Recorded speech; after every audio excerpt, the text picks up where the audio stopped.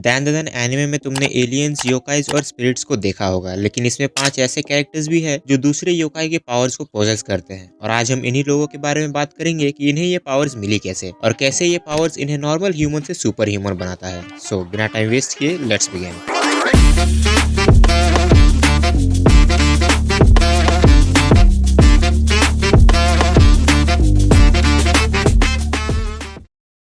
सबसे पहले बात करते हैं ओकारुन एके केन ताकाकुरा की। ओकारुन वो पहला बंदा था जिसका हमें एनिमे में योकाई ट्रांसफॉर्मेशन देखने को मिला। अगर हम बात करें ओकारुन की, तो ओकारुन एक हाई स्कूल में पढ़ने वाला नॉर्मल सा शाई लड़का है, लेकिन ओकारुन की किस्मत तो तब बदली जब वो मोमो अयासे के दिए चैलेंज को पूरा करने टर्बो ग्रैनी के टनल में गया, जहाँ टर्बो ग्रैनी ने ओकारुन के सुनहरे बॉल्स लेकर उसकी बॉडी को कर्ज कर दिया। जिसके बाद ओकारुन और मोमो सीको के साथ मिलकर टर्बो ग्रैनी को हरा के ओकारुन के बॉल्स वापस ले आते हैं, लेकिन नहीं, ऐसा कुछ नहीं होता। टर्बो ग्रैनी ने ओकारुन के कीमती बॉल्स कहीं खो दिए, तो सीको एक बीच का रास्ता निकालती है और टर्बो ग्रैनी की कॉन्शियसनेस को एक डॉल में डालकर उसकी सारी पावर्स ओकारुन को दे देती है। ओकारुन टर्बो ग्रैनी से प्रॉमिस करता है एक बार अगर उसके बॉल्स उसे मिल गए तो वो टर्बो ग्रैनी को उसके पावर्स वापस कर देगा। बात करें ओकारुन की पावर्स की, तो वो है टर्बो यानी स्पीड। ओकारुन अपने योकाई फॉर्म में काफी फास्ट हो जाता है। स्पीड का यूज ओकारुन कॉम्बैट्स के दौरान भी करता है। ओकारुन के योकाई फॉर्म में उसकी बॉडी एनिमे के मूवमेंट्स को सेंस करके पहले ही एक्शन ले लेती है और इन सिंगल बीट ओकारुन 5 अलग अलग एक्शन कर सकता है।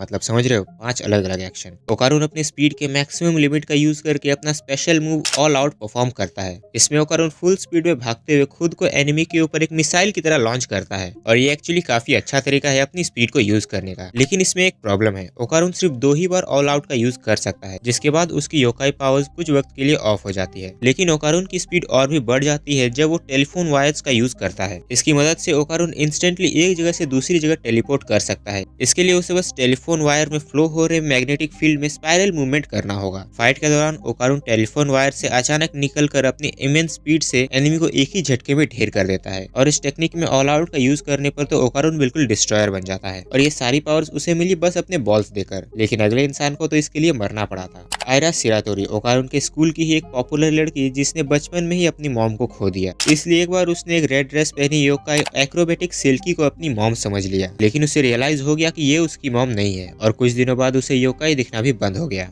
लेकिन उसे दोबारा एक्रोबेटिक सिल्की दिखने लगती है जब वो ओकारुन के गोल्डन बॉल्स को छूती है। वैसे सुनने में सच में थोड़ा अजीब लग रहा है। इसके बाद एक्रोबेटिक सिल्की आयरा को फोर्स करती है कि आयरा उसे मॉम बुलाए, लेकिन आयरा एक्रोबेटिक सिल्की को देख के काफी डर जाती है, तो एक्रोबेटिक सिल्की गुस्सा होकर आयरा को खा जाती है। ओकारुन और मोमो फिर एक्रोबेटिक सिल्की को हरा के आयरा को बचा लेते हैं, लेकिन अब आयरा का ऑरा खत्म हो चुका था, मतलब वो मर गई थी। तब एक्रोबेटिक सिल्की खुद को सैक्रिफाइस करके अपना ऑरा आयरा को दे देती है, जिसके साथ एक्रोबेटिक सिल्की की पावर्स भी आयरा की हो जाती है। आयरा के योकाई फॉर्म में उसके हेयर्स एक्रोबेटिक सिल्की की तरह लंबे और स्ट्रॉन्ग हो जाते हैं, जिन्हें वो जितना चाहे उतना लंबा करके भारी से भारी सामानों को भी उठा सकती है, जैसे cars, buildings etcetera etcetera. Aira अपने हेयर को सर्कुलर फॉर्म में रोटेट करके एक ड्रिल की तरह उसका यूज कर सकती है, जिससे उसने एलियन शील्ड तक को ब्रेक कर दिया था। एजिलिटी, फ्लेक्सिबिलिटी, ड्यूरेबिलिटी के साथ आयरा एक्रोबेटिक्स में भी काफी अच्छी है। ऑफकोर्स ये एक्रोबेटिक सिल्की की स्किल्स हैं। आयरा इन एक्रोबेटिक स्किल्स का यूज एनिमी के अटैक्स को डॉज करने और उन पर अटैक्स करने के लिए करती है। इवन मेंटिस स्ट्रीम जैसा प्रो फाइटर भी आयरा के साथ काफी स्ट्रगल करता है। बढ़ते हैं विचित्र व्यक्ति नंबर 3 रिन सवाकी पे। बचपन में रेन अपने मदर के एब्सेंस में अपनी बीमार दादी का ख्याल रखती थी। साथ ही वो एलिमेंट्री स्कूल में अपनी सिंगिंग को लेकर काफी पॉपुलर थी। रेन अपनी दोस्त माई के साथ एक आइडल बनना चाहती थी, इसलिए वो दोनों जूनियर आइडल ऑडिशन की तैयारी करते हैं। लेकिन बाद में रेन को रियलाइज होता है कि वो ऐसे ही अपनी दादी को छोड़ के नहीं जा सकती। रेन जब माई को इस बारे में बताती है तो माई रेन की बातों का यकीन नहीं करती और उसे धोखेबाज कह के वहाँ से चली जाती है। लेकिन अनफॉर्चुनेटली ऑडिशन वाले दिन माई की एक एक्सीडेंट में मौत हो जाती है। कुछ सालों बाद रिन को भी ओकारुन का एक बॉल मिलता है, जिससे उसे भी योकाई दिखने लगते हैं और तभी से उसे अपने बैक में वेट फील होने लगा। बाद में उसे पता चला ये माई है जो मरने के बाद एक योकाई अंबुसा मैन में बदल गई। सीको बैंड रिचुअल के थ्रू माई की स्पिरिट को फ्री करती है, लेकिन माई आफ्टर लाइफ में जाने से पहले एक डॉल में बदल जाती है और रिन के साथ रहने लगती है। माई की योकाई पावर से रिन ग्रेविटी को मैनिपुलेट करके लिविंग और नॉन लिविंग दोनों को मैनिपुलेट कर सकती है, जिसकी मदद से उसने ओकारुन और बाकियों को दानमांद्रा से बाहर निकाला था। लेकिन इस पावर को यूज करने का कंडीशन ये है कि रिन को ये कॉस्ट्यूम पहन के गाना गाना होगा। इसलिए अगर एनिमे ने रिन को गाना गाने से रोक दिया तो उसकी पावर्स किसी काम की नहीं।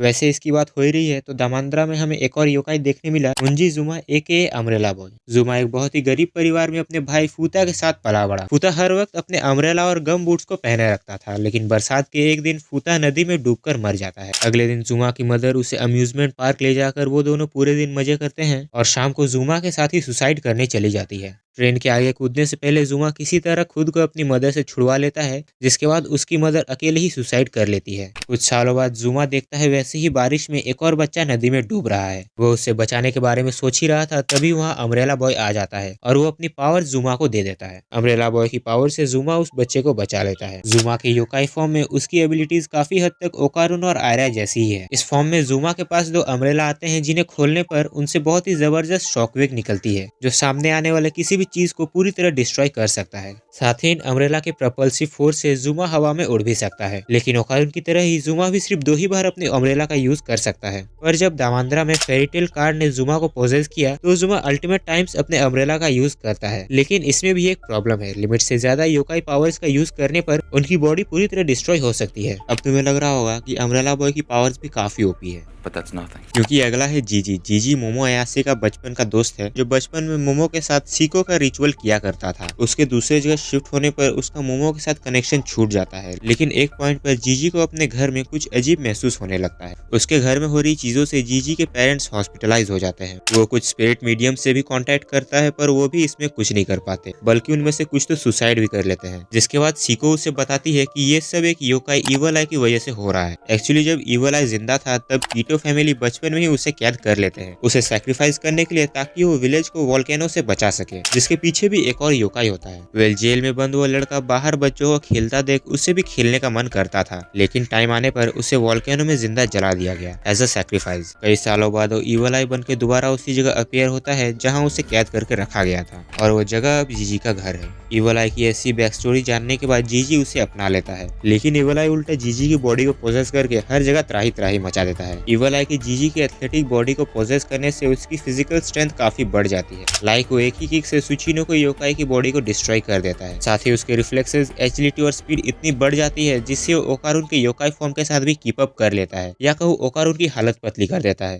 टर्बोग्रैनी के अकॉर्डिंग रिदम्स में देखें तो इवल आई एक बीट में 4 अलग अलग एक्शन कर सकता है। इवल आई अपने से पहले सैक्रिफाइस हुए बच्चों के स्पिरिट्स को समन करता है, जिन्हें वो 2 तरीके से यूज कर सकता है। पहला उन्हें कंप्रेस करके एक फुटबॉल का शेप देकर उसे किक करके अटैक करता है, और दूसरा इसे एक हाउस का शेप देना, जिसे वो कर्स्ड हाउस कहता है। ये कर्स्ड हाउस उसके लिए एक बैरियर की तरह है, जिसके अंदर होने पर किसी तरह का अटैक उस पर कोई इफेक्ट नहीं करेगा, या फिर अगर वो चाहे तो किसी और को भी उस कर्स्ड हाउस में कैद कर सकता है, और इवल आई की मर्जी के बिना वहां से निकलना भी मुश्किल है। प्लस इवल आई अपने अकॉर्डिंग कर्स्ड हाउस के साइज को बड़ा या छोटा भी कर सकता है। लेकिन इवल आई के बिना भी जीजी के पास अपनी स्पिरिचुअल पावर्स है। वो अपने व्हील से योकाइज को देख सकता है और मोमो की तरह इस साइकिक पावर्स का भी यूज कर सकता है, जिसके बारे में हम आने वाले वीडियोस में अच्छे से बात करेंगे। वैसे आज की वीडियो की कंपैरिजन वाली वीडियो नहीं थी, पर तुम कमेंट में इनके पावर्स को अपने अकॉर्डिंग रैंक कर सकते हो। मिलते हैं अगले वीडियो में, टिल देन सायोनारा।